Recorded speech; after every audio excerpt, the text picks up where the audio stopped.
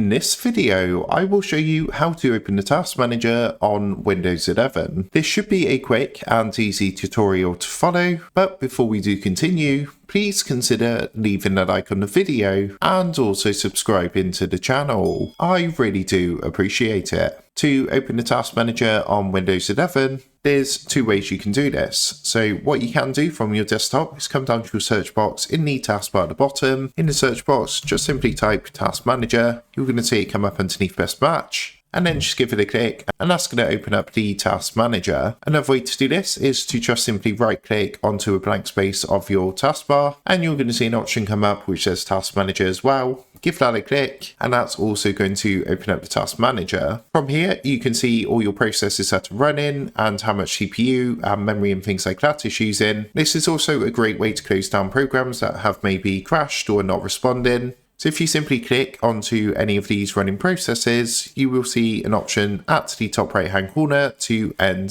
task.